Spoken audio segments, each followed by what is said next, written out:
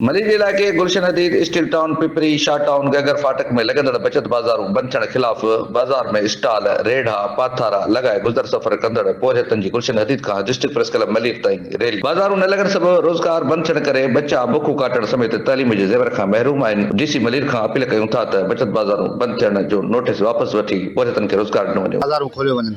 असां हिन टाइम तमामु परेशान आहियूं, तमामु एतिरा परेशान आहियूं कि नंढे बच्चनि जे लाइ को बीमारी सीमारी जे लाइ बि असां को ताक़त दुकानदार ऐं मालिक मकान असांखे मालिक मकान जो चए मकान खाली कयो, दुकानदार असांखे राशन ॾियण खां जवाब करे ॾेई छॾियो आहे। रमजान शरीफ आ गया है, हम 3 महीने बैठे हुए हैं, कोई कर्जा नहीं दे रहा, कुछ भी नहीं हो रहा, जाहिर है हम कहाँ जाएंगे।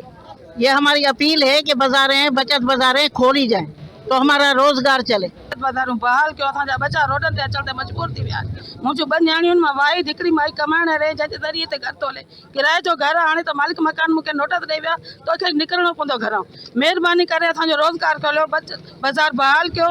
असां रस्ते ते अचण ते मजबूर थी विया आहियूं। मुंहिंजूं धीअनि खे बोर्ड जे पेपरनि खे वेहारण लाइ मना करे छॾियो अथनि, असांजूं फीसूं बंदि थी वियूं आहिनि, मकान असांजे ॿार था कढनि, चवनि था खाली कयो घर। असां इतिजा जे थ्रू तव्हां सां रिक्वेस्ट करे आहियूं, महिरबानी करे ख़ुदा वास्ते असांजी बाज़ारी खोली वञे, टोटल निकिरंदासीं ऐं साहब या ऑफिस जो धरणो हणंदासीं। पोरहतन जो वधीक चवणो हो त बचत बाजारों बंद थियण सां आम माण्हू खे मिलंदड़ रिलीफ खां महरूम कयो वियो आहे। बचत बाजारों खे फौरी तौर ते खोलियो वञे। कैमरामैन शाहबाज़ अली सां गॾु सजाद सिंह छजड़ो, धरती टीवी न्यूज़ मलीर।